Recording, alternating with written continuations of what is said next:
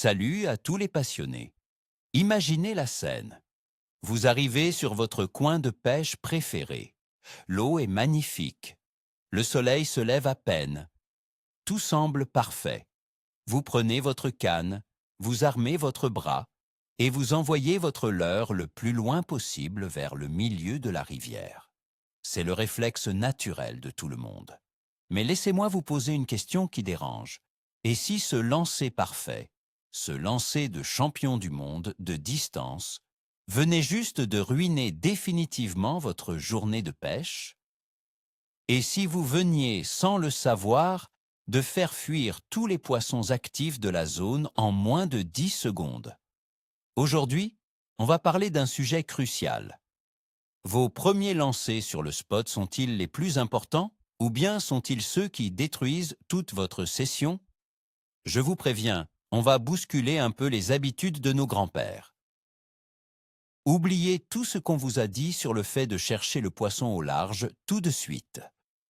Dans quelques minutes, vous allez comprendre pourquoi vos bredouilles à répétition ne sont peut-être pas dues à la malchance, mais simplement à une très mauvaise gestion de vos 5 premières minutes au bord de l'eau.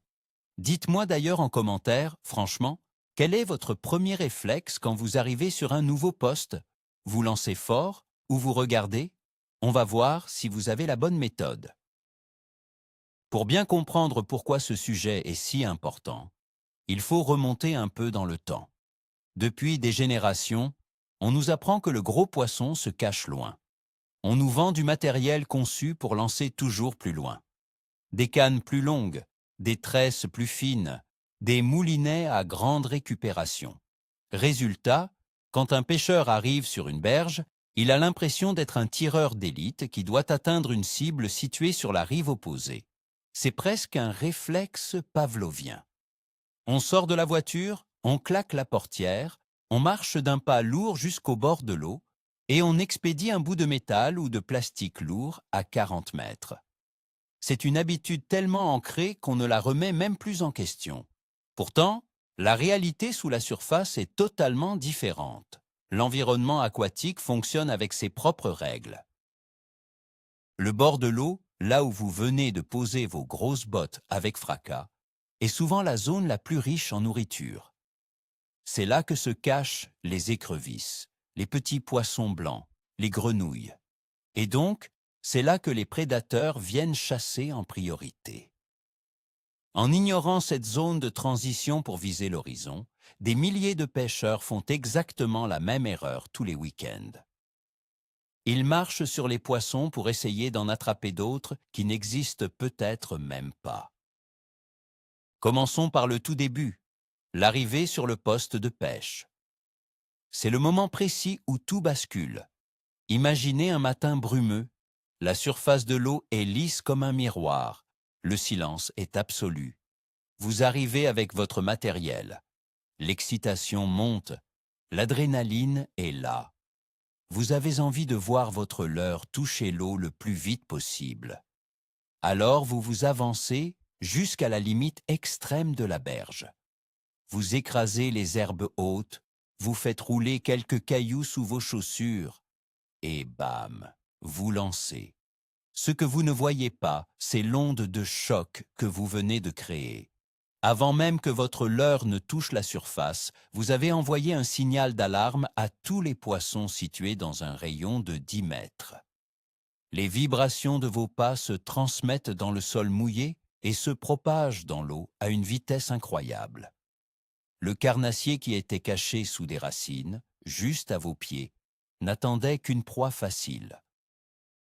Au lieu de cela, il a senti un tremblement de terre. Il s'est calé au fond, tétanisé, ou pire, il a pris la fuite en trombe vers le large. Votre premier lancer, aussi technique soit-il, est fait dans le vide. La zone est déjà en alerte rouge. Vous venez de ruiner la meilleure partie de votre spot sans même vous en rendre compte. La prochaine fois, arrêtez-vous à 3 mètres du bord. Parlons maintenant du mythe du lancer lointain. Vous savez, cette fameuse croyance qui dit que l'herbe est toujours plus verte de l'autre côté de la rivière. Vous lancez à 40 mètres, en plein milieu du courant ou vers la berge d'en face. Pour ramener votre leurre jusqu'à vous, vous allez devoir traverser toute la couche d'eau. La ligne de pêche, votre tresse ou votre nylon, va couper la surface sur des dizaines de mètres. Imaginez la scène du point de vue du poisson qui se trouve à mi-distance. Il est tranquille, en embuscade. Soudain, un fil tendu comme une corde de guitare passe au-dessus de sa tête, en vibrant et en fendant l'eau. Pour un prédateur sauvage, c'est tout sauf naturel. C'est un signal de danger imminent. En faisant ce grand lancer magistral dès votre première tentative, vous venez de barrer toute la zone. Vous avez littéralement tracé une ligne d'effroi sur l'eau. Les brochets, les cendres ou les perches qui étaient entre vous et votre leurre vont se méfier, ils vont se coller au fond. Votre leurre finira bien par passer devant leur nez, mais ils seront déjà sur la défensive. Ils le regarderont passer sans aucune envie de mordre. Ce premier long lancer a agi comme une sirène d'alarme. Il a averti tout le quartier de votre présence. Il y a un autre détail crucial qu'on oublie souvent. Le bruit de l'impact du leurre sur l'eau. C'est la loi de la physique. Vous prenez un gros leurre bien lourd, vous le propulsez très haut dans les airs pour gagner en distance, et inévitablement, il retombe lourdement. Plouf! Un énorme bruit à la surface. Parfois, cela peut déclencher une touche de réaction, c'est vrai. Mais 9 fois sur 10, sur des poissons un peu éduqués ou méfiants, ce bruit soudain est perçu comme une agression. Imaginez que vous êtes en train de faire la sieste et que quelqu'un jette un parpaing dans votre salon. C'est exactement l'effet que ça fait à un poisson posté dans peu d'eau. Le premier lancer ne devrait jamais être une attaque nucléaire sur le spot. Il devrait être une caresse. Une entrée en matière discrète. Si vous commencez d'emblée par bombarder la zone avec des enclumes, vous tuez l'ambiance. Les poissons se mettent en mode survie. Ils arrêtent de se nourrir et se concentrent uniquement sur le danger. La prochaine fois que vous arrivez sur un coin prometteur, choisissez une approche beaucoup plus douce. Un atterrissage contrôlé de votre ligne fera toute la différence entre un poisson curieux et un poisson terrorisé. Et que dire de votre présence visuelle? C'est une erreur tellement commune qu'elle fait presque mal à voir. Le pêcheur arrive, se plante fièrement tout au bord de l'eau, bien droit sur ses deux jambes. Derrière lui, le ciel clair ou le soleil qui se lève. Il projette une ombre immense sur la surface de l'eau. Ou pire, sa silhouette se découpe parfaitement contre l'horizon. Les poissons, surtout les gros carnassiers, ont les yeux tournés vers le haut. Ils surveillent constamment les oiseaux et les prédateurs terrestres. Si vous êtes visible comme un phare dans la nuit, votre premier lancer ne servira strictement à rien. Ils vous ont vu avant même que vous n'ouvriez le pick-up de votre moulinet. C'est pour cela que je dis que les premiers lancers peuvent ruiner une session. Si l'approche corporelle est mauvaise, le lancer n'est que la confirmation de votre présence pour le poisson. La bonne méthode, c'est de se comporter comme un chasseur. Vous devez arriver courbé, utiliser les buissons pour casser votre forme et éviter de projeter votre ombre sur le poste. Parfois, il vaut mieux pêcher à genoux dans l'herbe humide pour les 3 premiers lancers. Ça paraît excessif, mais c'est comme ça qu'on trompe la vigilance des vieux poissons solitaires. Abordons maintenant le concept du découpage du poste. C'est la stratégie ultime pour ne pas bousiller votre session. La règle d'or est simple. On pêche toujours le plus près avant de pêcher le plus loin. C'est mathématique. Imaginez que votre poste de pêche est un demi-cercle devant vous. Si vous lancez tout de suite au fond de ce demi-cercle et que vous ferrez un poisson, vous allez devoir le ramener à travers toute la zone. Pendant le combat, le poisson va se débattre, créer des remous énormes, taper dans les branches et affoler absolument tous les autres poissons présents sur le trajet. Votre premier lancer réussi vient de tuer le reste du spot. À l'inverse, si votre tout premier lancer se fait à 2 mètres de vous, parallèlement à la berge, vous ciblez le poisson le plus proche. Si vous le prenez, le combat se déroulera dans un espace réduit, sous le sion de votre canne. Le reste du spot, situé plus loin, ne se rendra compte de rien. L'eau restera calme. Vous pourrez ensuite allonger vos lancers progressivement. 5 mètres, puis 10 mètres, puis 20 mètres. C'est ce qu'on appelle l'approche en éventail. Cette méthode vous garantit d'exploiter chaque centimètre carré de la zone sans jamais effrayer les poissons situés au-delà de votre ligne. Il faut se mettre un instant dans la tête d'un brochet ou d'un gros black bass. Ces poissons sont des chasseurs d'embuscades. Ils ne nagent pas sans arrêt au milieu de la rivière pour chercher à manger. Ils se cachent, ils attendent que la nourriture vienne à eux. Et où se cachent-ils? Sous la berge creuse où vous vous tenez, dans l'herbier qui borde la bordure, sous la branche immergée qui frôle vos chaussures. Quand vous arrivez sur le spot en négligeant cette bordure pour lancer vers le large, vous passez littéralement par-dessus la tête des plus gros prédateurs. Le drame, c'est que lorsque vous allez ramener votre leurre du large vers la berge, vous allez le remonter vers la surface au moment où il arrive à vos pieds pour le sortir de l'eau. Mettez-vous à la place du poisson posté là. Il voit une proie arriver vers lui. Puis, soudain, la proie s'envole hors de l'eau d'un seul coup juste devant son nez, en même temps qu'il aperçoit votre grande silhouette effrayante. La panique est garantie. Votre premier lancer devait commencer par explorer les bordures parallèles.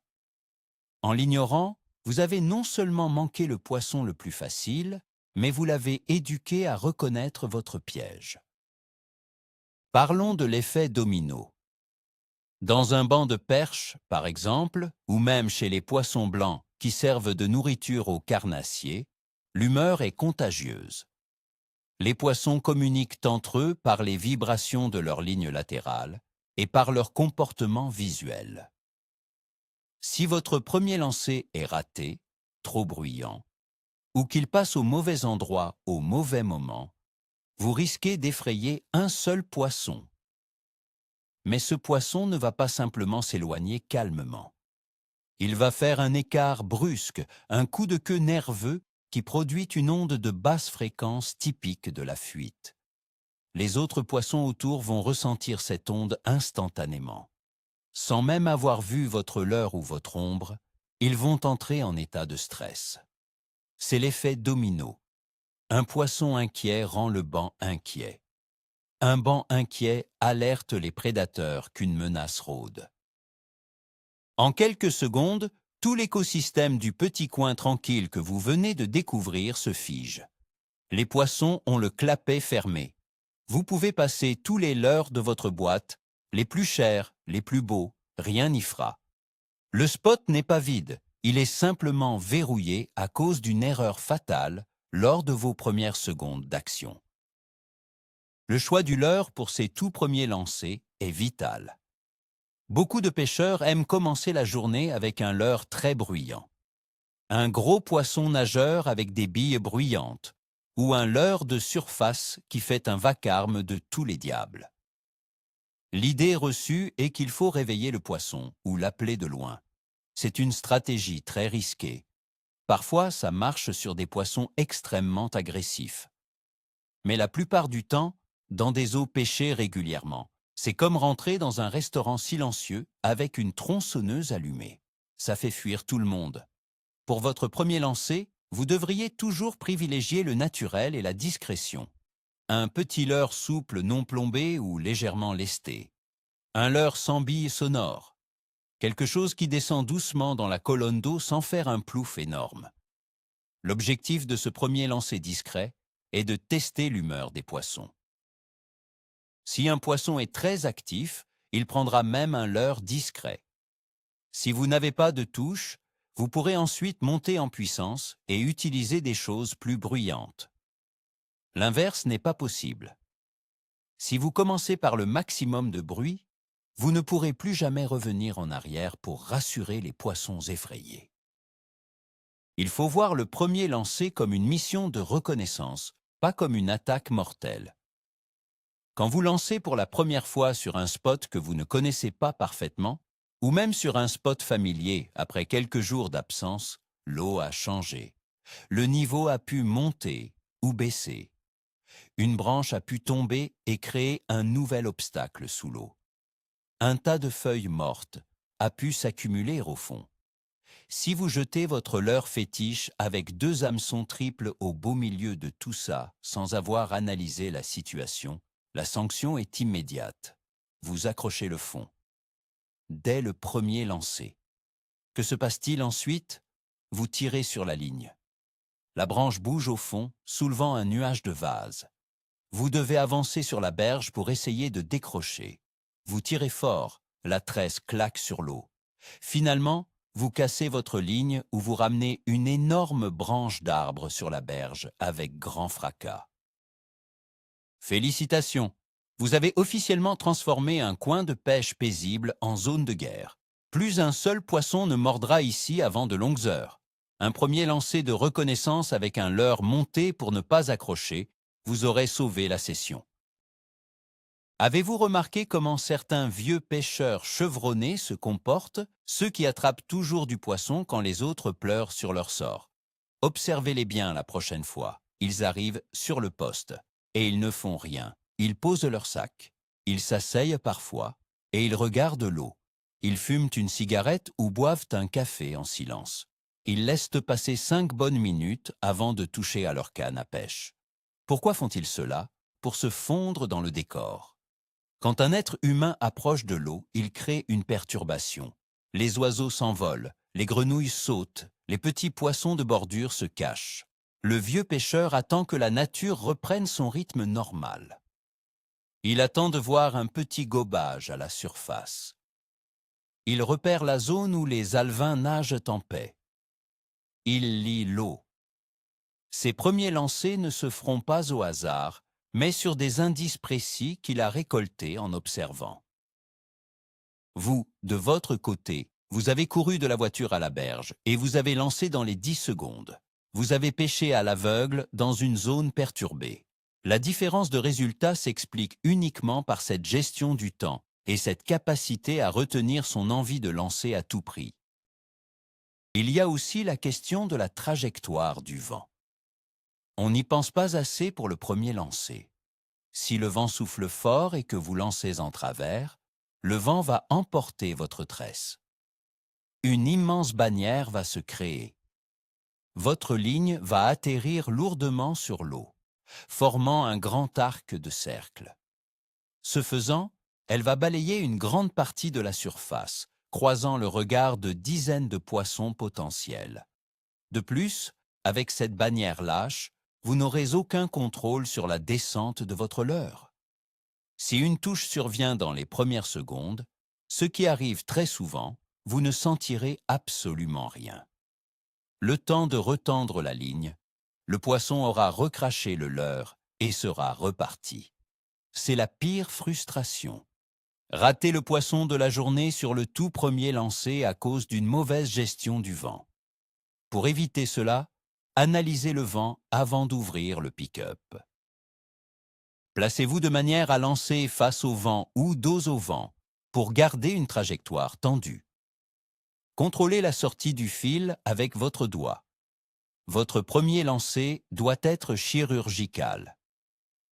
Si vous sentez que les conditions ne permettent pas un beau premier lancer, déplacez-vous.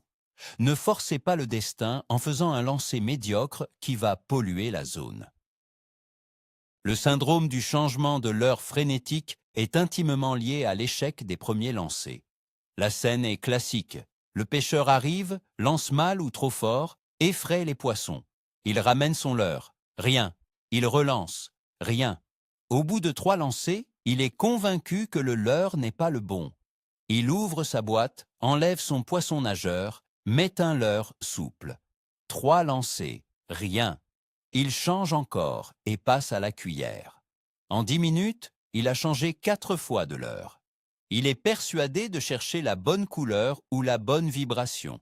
Ce qu'il ne comprend pas, c'est que le problème n'est pas dans sa boîte de pêche. Le problème est qu'il a ruiné l'ambiance du spot à son arrivée.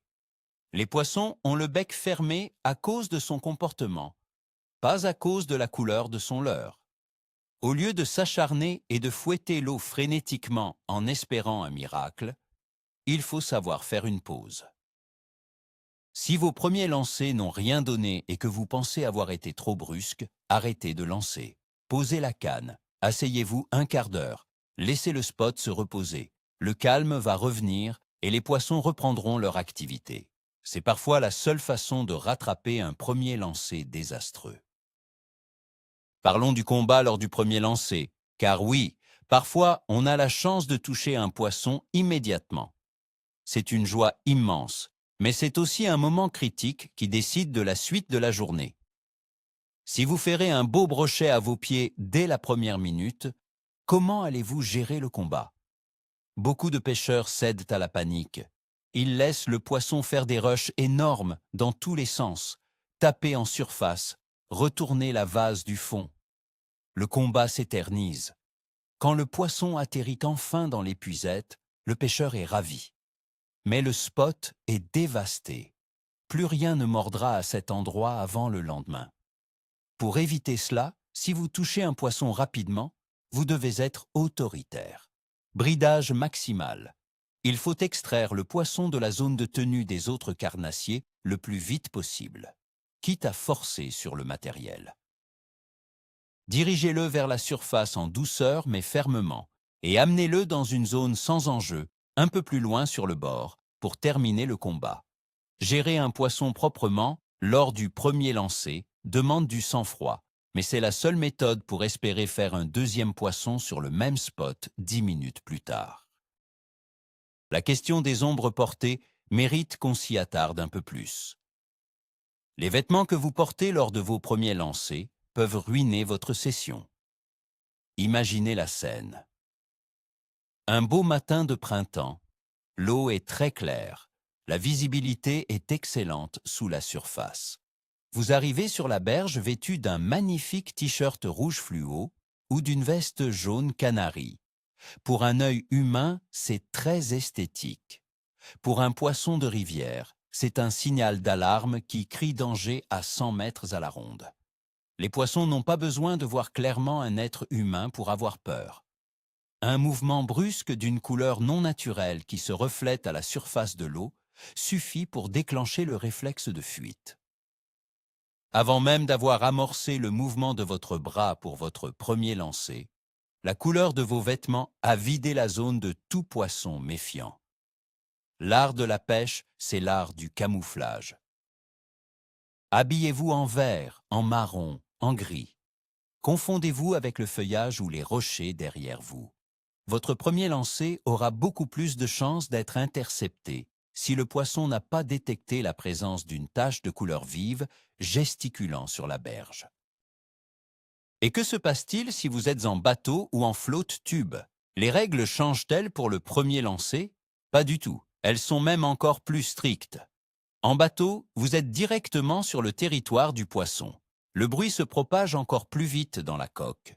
Si vous laissez tomber une pince au fond de votre barque juste avant votre premier lancer, le son résonne comme un coup de fusil sous l'eau. Si vous utilisez un moteur électrique en puissance maximale pour arriver pile sur le spot, l'hélice crée un remous et une vibration que les carnassiers détestent. L'approche parfaite en embarcation consiste à couper le moteur bien avant la zone de pêche. Utilisez l'inertie du bateau pour glisser en silence sur les derniers mètres. Votre premier lancer doit se faire vers les zones les moins profondes en premier, avant de vous en approcher. Ne jetez jamais l'ancre brutalement à côté de la zone que vous comptez pêcher. Une ancre qui tape le fond est le pire ennemi du pêcheur. Le premier lancer depuis un bateau exige une préparation mentale et une approche de sioux. Sinon, vous promènerez votre leurre dans un désert aquatique tout au long de la matinée.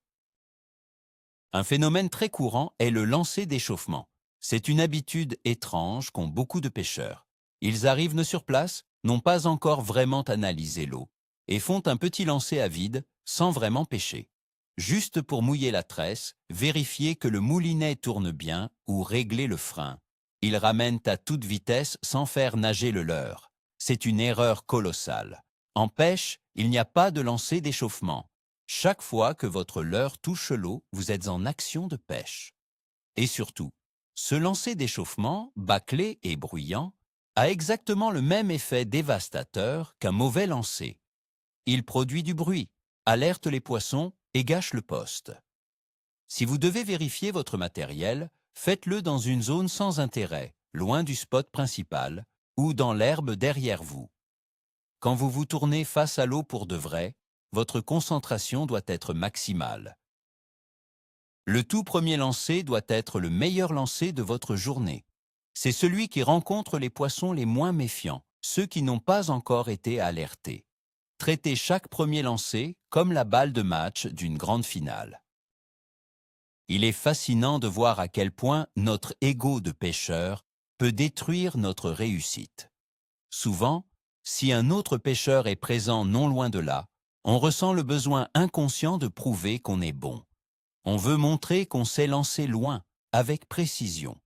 On appuie le mouvement, on fouette l'air avec une canne qui siffle. Ce bruit de sion qui fend l'air est ridicule, mais il satisfait l'ego. Le problème, c'est que ce comportement n'a rien à voir avec l'efficacité. Les poissons ne jugent pas votre style. Ils réagissent aux lois de la survie. Un lancer forcé, bruyant et inutilement puissant pour épater la galerie est le moyen le plus sûr de rentrer bredouille. Laissez votre ego dans votre voiture. Sur le bord de l'eau, soyez humble. Acceptez de faire des lancers courts de 3 mètres avec un mouvement fluide et silencieux, sous la main, sans le moindre sifflement de la canne. C'est moins impressionnant pour le promeneur qui passe derrière vous, c'est certain, mais c'est redoutablement plus efficace pour déclencher la touche du vieux brochet solitaire qui se cachait juste sous la bordure herbeuse. La modestie rapporte plus de poissons que la frime. Parlons du fameux suivi. Vous faites un premier lancer, plutôt correct. Vous ramenez. Et là, juste au moment de sortir le leurre de l'eau, vous voyez une énorme ombre sombre qui suivait votre leurre. Le carnassier s'arrête à 1 mètre de vos bottes, vous regarde, donne un coup de queue lent et redescend vers les profondeurs. C'est le moment le plus frustrant de la pêche. Que faire? 99% des pêcheurs refont un lancer immédiat, exactement au même endroit, le cœur battant à tout rompre. Et devinez quoi? Le poisson ne revient pas. Pourquoi? Parce que sur votre premier lancer, la surprise était là, mais l'angle ou la vitesse ne lui convenait pas tout à fait. En relançant frénétiquement tout de suite, sous son nez, vous supprimez le facteur surprise. Vous devenez suspect. L'astuce des professionnels est contre-intuitive. Si un gros poisson suit lors du premier lancer, ne relancez surtout pas. Retirez votre leurre de l'eau, reculez de 2 pas, changez de couleur de leurre ou changez de type de vibration. Attendez 3 ou 4 minutes complètes, puis refaites un lancer sous un angle légèrement différent. C'est cette patience après un premier lancer avorté qui vous permettra de transformer un échec en réussite foudroyante. Abordons l'influence de la saison sur ce premier lancer crucial. En été, l'eau est chaude, les poissons sont actifs et souvent dispersés. Un mauvais premier lancer aura des conséquences, mais les poissons peuvent revenir assez vite sur la zone. En hiver, c'est une autre histoire. L'eau est glaciale. Le métabolisme des prédateurs est au ralenti. Ils sont regroupés dans des fosses spécifiques et bougent très peu pour économiser leur énergie. S'ils sont dérangés par un premier lancer lourd, bruyant et agressif, ils ne prendront pas la fuite sur des kilomètres. Ils vont simplement se coller au fond du trou, fermer la gueule et ne plus bouger de la journée. Un spot d'hiver peut être anéanti pour 24 heures à cause d'une seule approche trop lourde. L'hiver pardonne beaucoup moins les erreurs que l'été. Vos premiers lancers en saison froide doivent être d'une douceur absolue. Il faut pêcher au ralenti, proposer des proies faciles qui descendent tout doucement vers le fond, sans le moindre mouvement brusque. Le respect de la quiétude du spot en hiver est la clé absolue pour faire réagir ces poissons engourdis par le froid. Pour résumer la mécanique parfaite, voici votre nouveau plan de bataille. La prochaine fois que vous sortez pêcher, voici le rituel. Vous garez la voiture, vous préparez votre canne. Vous marchez tranquillement. À 10 mètres du bord, vous ralentissez. À 5 mètres, vous vous arrêtez complètement. Vous regardez. Vous écoutez. Vous cherchez des signes de vie. Vous identifiez la zone morte à vos pieds. Vous choisissez un petit leurre discret. Vous vous baissez un peu. Et d'un simple mouvement de poignet, sans bruit, vous déposez votre leurre à 3 mètres de vous, le long de la berge. Vous pêchez vos pieds en premier. Ensuite, vous décalez d'1 mètre, puis 2. Vous poncez la zone proche. Ce n'est qu'après avoir assuré cette sécurité, au bout de 10 bonnes minutes, que vous vous autoriserez à viser le large et les structures lointaines. Ce changement de méthode demande une grande discipline. Ça va à l'encontre de vos instincts de lanceur. Mais je vous garantis une chose. Le jour où vous prendrez votre record de brochet à 1 mètre du bord, lors de votre premier petit lancer discret, vous comprendrez que tout ce temps perdu à chercher au large dès la première seconde était la pire des stratégies. La pêche commence sous vos bottes. Voilà, on arrive à la fin de cette réflexion, et s'il y a une chose que vous devez retenir aujourd'hui, c'est ce renversement de perspective totale. L'idée reçue selon laquelle il faut conquérir la rivière en lançant au milieu dès les premières secondes est non seulement fausse, mais elle est la cause numéro 1 des sessions bredouilles. Vos premiers lancers ne sont pas qu'un échauffement. Ils sont la carte de visite que vous présentez au monde aquatique. Si vous arrivez avec la subtilité d'un éléphant dans un magasin de porcelaine, la rivière fermera ses portes. En changeant d'approche, en commençant petit, court et silencieux, vous arrêtez de ruiner vos spots. Vous préservez l'effet de surprise et vous donnez enfin une chance aux poissons méfiants de s'intéresser à votre leurre. Ce simple changement de mentalité peut multiplier par 2 vos résultats au bord de l'eau. J'espère que cette vidéo vous a fait réfléchir et qu'elle va vous inciter à ralentir le rythme la prochaine fois que vous arriverez sur votre berge préférée. Merci beaucoup d'avoir regardé jusqu'au bout. Si vous avez appris quelque chose ou si vous voulez qu'on aborde d'autres mythes de la pêche, n'oubliez pas de vous abonner à la chaîne et de mettre un énorme pouce bleu pour soutenir la création de ces vidéos. Et maintenant, le débat est ouvert dans les commentaires. Allez-vous continuer à balancer des parpaings au milieu de l'eau ou allez-vous enfin pêcher à vos pieds en premier?